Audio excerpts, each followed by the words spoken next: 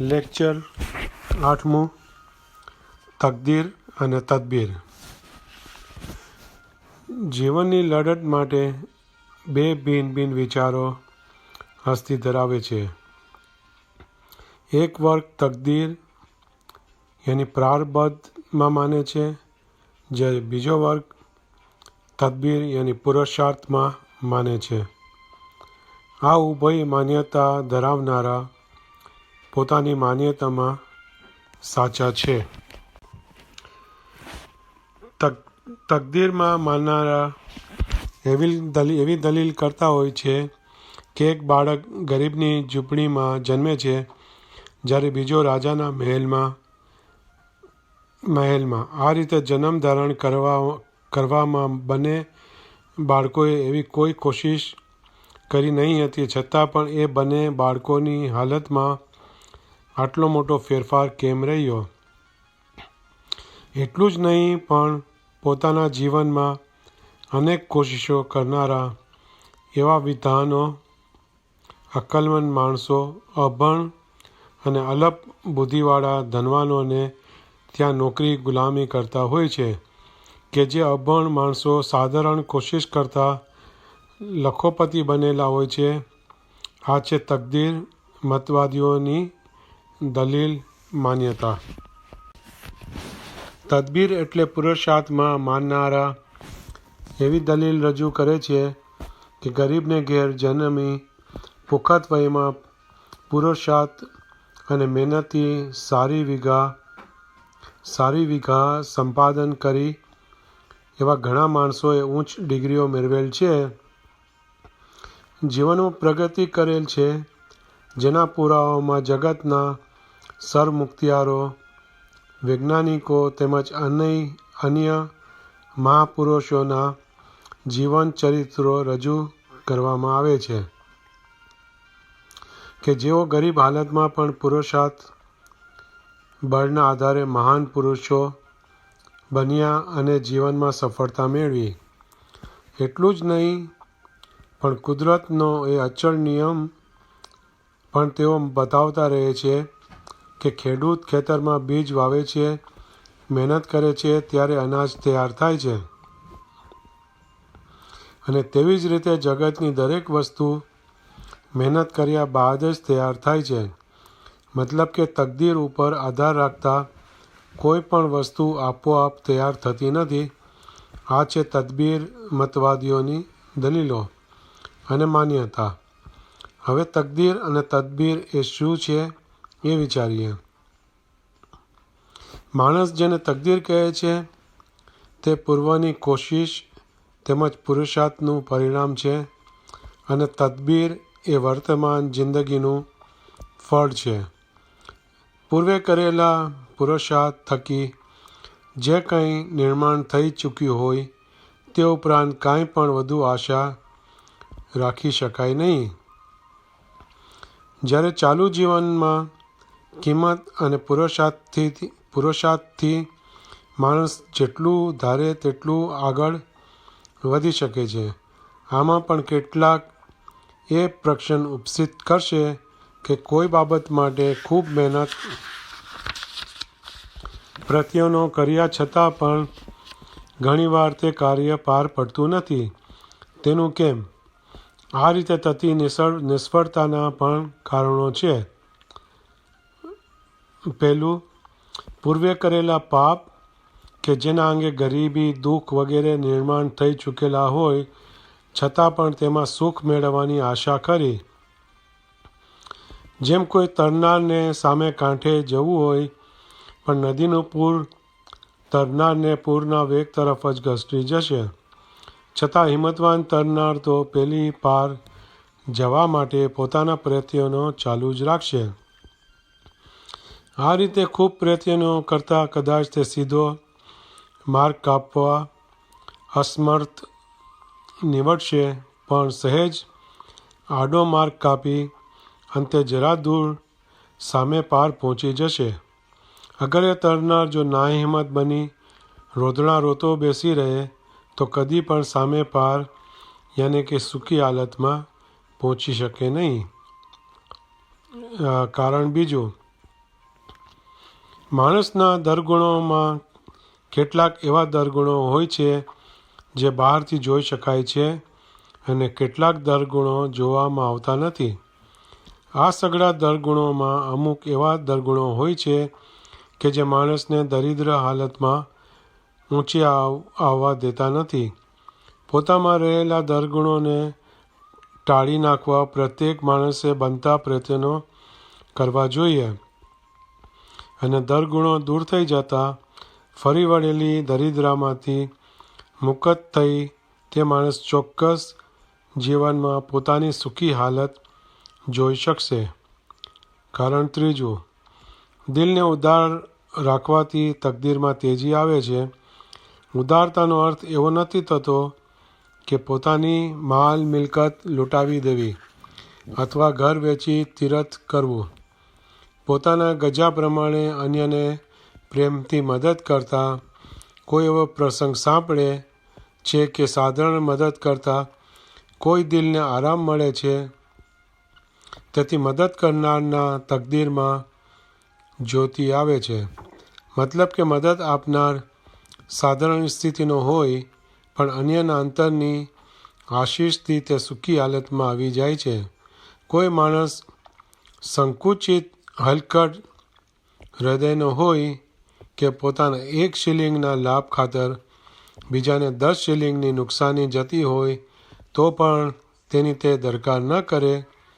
અગર કોઈ કંજૂસ પોતાની કંજૂસાઈમાં પાપ કર્મો તરફ પ્રેરાતો જ રહે, આવા મનુષ્યની સુખી થવાની કોશિશો અફળ જાય છે.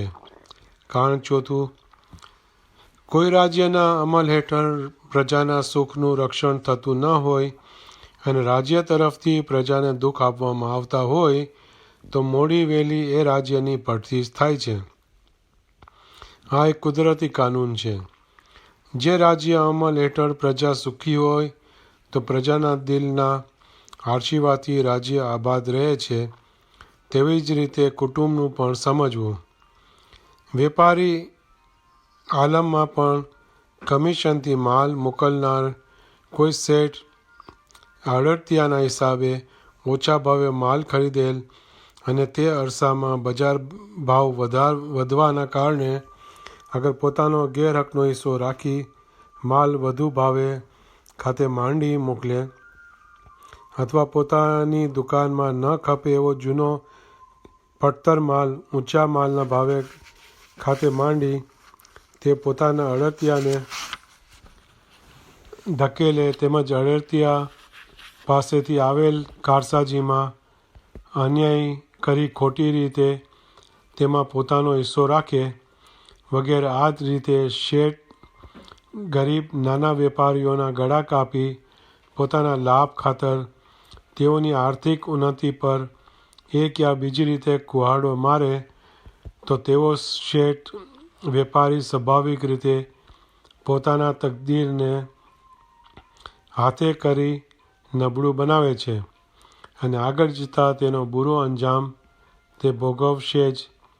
તેવી જ રીતે અન્ય વેપારીઓ ગરીબ નેટીવો પાસેથી કારસાજી ખરીદ કરે અને વધુ માલ મેળવવાના હેતુસર કારસાજી લાવનાર નેટુઓને વધુ ભાવની ખોટી લાલચ આપી તેઓની પાસે વજનમાં વધારે લીએ કે જેનો ખ્યાલ કદી એ નેટિવોને ન પણ રહે પણ દેખી રીતે કુદરતની આંખથી તો એ છાનું નથી જ રહેતું અને પરિણામે એ વેપારીઓ પણ આ રીતે પોતાના તકદીરને લૂલું પાંગળું બનાવે છે અને આગળ જતાં કુદરત તેઓને તેમના ધંધામાં ગેબી રીતે માર મારે છે. સફળતાના માર્ગો. પાક પરવરદિગાર ખુદાવંદ આલમીને આ સૃષ્ટિનું સર્જન કરીને તેના કારભારને નિયમબદ્ધ રાખવા સચ્ચાઈ નીતિના નિયમો ઘડ્યા કે જે નિયમોનું પાલન કરનાર જીવનમાં સુખી આબાદ રહે. જો કે જૂઠા અનીતિવાન માણસો કદી શરૂઆતમાં ફાવી જતા હોય તો પણ પ્રપંચ અને અનીતિથી મેળવેલી દોલતથી જીવનમાં તેઓ જાજો વખત ટકી શકતા નથી. ધારો કે ખોટી રીતે નાણું મેળવી કોઈ ધનવાન બની ગયો તો કુદરતી રીતે તેને એવી કોઈને કોઈ બીમારી લાગુ પડશે. અગર તેમ જો કદી ન થાય તો અનીતિથી મેળવેલા ધનથી તેનામાં કબૂદી પ્રવેશ થશે અને જેના અંગે તેના જીવનમાં કેટલીક કુટેવો દાખલ થશે, જેમ કે દારૂ પીવાનું વ્યસન જેમાં પૈસા અને તંદુરસ્તીનો નાશ થાય છે, જુગાર કે જેમાં મોટી હાનિ થાય છે, ઝનાખોરીની અનિશ્ચિત ભાવના પણ તેનામાં જાગે છે કે જેથી આબરૂ, તંદુરસ્તી અને નાણાંની બરબાદી થાય છે વગેરે. ખસૂસ કરીને અનીતિનો માલ પેટમાં જવાથી આ સઘળા કુમાર્ગો તેને સૂઝે છે. અનીતિનો ખોરાક પેટમાં જવાથી એ ખોરાકનું લોહી બને છે અને તેવી જ ખરાબ બુદ્ધિ વિચારો તેનામાં પ્રવેશ કરે છે અને તેની વિપરીત બુદ્ધિથી અંતે તે માણસનો વિનાશકાળ આવે છે કે જે એક ઈશ્વરી કાનૂન છે. નીતિવાન માણસ કદી ધનવાન ન બને તો પણ તેના ભલા કાર્યોથી તેના દિલમાં નિરંતર ખુશી અને શાંતિ હોય છે, જેથી તેની તંદુરસ્તી આયુષ્યમાં પણ વૃદ્ધિ થાય છે. કારણ કે આયુષ્યનો આધાર શ્વાસોશ્વાસ ઉપર છે, નહીં કે મુદત કે કાર્યો ઉપર રહેલો છે. જીવનકાળ દરમિયાન અમુક સંખ્યામાં શ્વાસોશ્વાસ લેવાનો કુદરતે માણસને હક આપ્યો છે. શ્વાસોશ્વાસ ઉપર જ માણસનું આયુષ્ય નિર્માણ કરવામાં આવ્યું છે. પણ માણસ જ્યારે અશાંતિમાં હોય છે ત્યારે તેના શ્વાસોશ્વાસ જોશભેર ચાલે છે અને જેના કારણે તેની ઉંમરની મુદત ટૂંકી થતી જાય છે. જ્યારે શાંતિમાં શ્વાસોશ્વાસ ધીમી ગતિમાં નિયમિત રીતે ચાલવાથી માણસના આયુષ્યમાં વધારો થાય છે. મોલા મુર્તઝા અલીએ જે માટે કલામ મુબારકમાં ફરમાવ્યું છે કે અલ્લાહુમ્મા સલ્લી અલા મુહમ્મદિન વાલે મુહમ્મદ, उम्र हो में तो बरकत होवे, जो नेक करो तुम अमल, बुरे अमल की बरकत से थी उम्रों में होवे खलल. હવે સફળતા મેળવવા માટે જ કુદરતની શક્તિઓની સહાયતા કેમ લેવી, જે સંબંધે થોડાક નિયમો કહીશ. નંબર 1, કોઈ પણ ધંધાની શરૂઆત કરવી હોય ત્યારે વિશ્વાસુ માણસની સલાહ લેવાની જરૂર જણાય તો તેમ કરવામાં વાંધો નથી, પણ ઠેક ઠેકાણે પોતાના દિલના વિચારો કહી દેવા જોઈએ નહીં. દિલમાં પ્રગટ થયેલા વિચારોને જ્યાં ત્યાં ફેંકવાથી કાર્યમાં સફળતા મળવાની હોય ત્યાં ઘણે ભાગે નિષ્ફળતા જ આવે છે.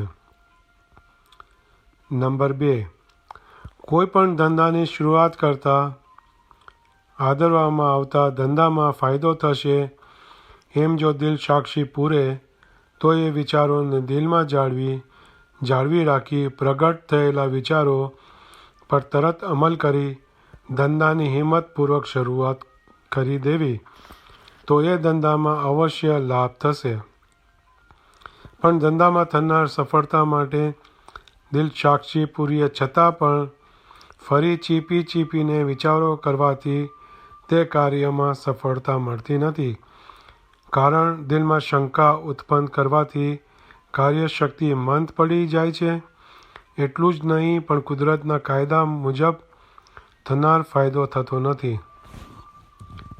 નંબર 3, કોઈ પણ કાર્ય કરતાં દિલને આનંદી શાંત રાખવાથી તે કાર્યમાં સફળતા મળે છે. પણ દિલમાં અતિશય ખેંચ રાખવાથી આત્માની ઓત દૂર થઈ જાય છે, જેથી તે કાર્ય ઘણે ભાગે અફળ જાય છે. નંબર 4, દરેક કાર્ય હદમાં જ રહીને કરવાથી લાભ થાય છે. હદ ઓળંગી જનારના દિલમાં તૃષ્ણા ખૂબ વધવા પામેલ હોતા ઘણે ભાગે તે નિષ્ફળતા જ જુએ છે. દાખલા તરીકે કોઈ 1 લાખનો અસામી પોતાના વહીવટનો 5 યા 10 લાખ જેટલો દોડ કરે તો તેનું ભાવિ ભય ભરેલું જ ગણાય. કદાચ એકાદ સાલ પોતાના વેપારમાં તે 25-50 હજાર કમાશે, પણ ખુદાના ખાસ્તા એવા પણ માઠા સંજોગ આવી પડે કે જ્યાં માલના ભાવ મંદા પડી જાય તેમજ કરખોટનો આંકડો વધી જાય તોથી તે વેપારીની મૂડી તણાઈ જશે અને ઉપરાંત માથે કરજ થઈ પડે છે. આ રીતે વેપારમાં તૂટાડો થતો હોય છતાં પણ પોતાનો વ્યવહાર જાળવવા ખાતર પોતાના શાહી ખર્ચ પર તે કાપ મૂકી શકશે નહીં, કારણ કે જો તેમ કરી તે પોતાનો દબદબો ઘટાડે તો રખેના માણસો તેની નબળાઈ ઘડી જાય. આ રીતે તે વેપારીને બમણો ફટકો લાગે છે અને પરિણામે તે જલ્દી પડતી દશામાં આવે છે. કેટલીક પેઢીઓ લાંબી મુદત સુધી ટકી શકતી હોય તો તેનું મુખ્ય કારણ તેઓ પોતાનો વેપાર હદમાં ખેડતા હોય છે, જેથી વેપાર અથવા બીજી કોઈ પણ બાબતો જેવી કે આહાર, નિંદ્રા, કસરત, ઘર ખર્ચ વગેરે બાબતો હદમાં જ રાખવાથી સુખી બની શકાય છે. આ રીતે પ્રયત્નશીલ માણસ વિચારપૂર્વક પુરુષાર્થ કરી પોતાની હાલતને સુખી બનાવી શકે છે. માત્ર તકદીર પર આધાર રાખી બેસી રહેવું એ કેવળ ભૂલ ભરેલું જ છે. ઇન્સાન પોતાના રોજિંદા જીવનમાં જેવા વિચારો, કાર્યો કરીએ છે તેવું જ તેનું નસીબ દરરોજ ઘડાતું રહે છે.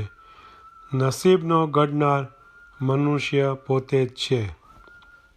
લેક્ચર 9, દુઃખનો ઉત્પન્ન કરનાર કોણ?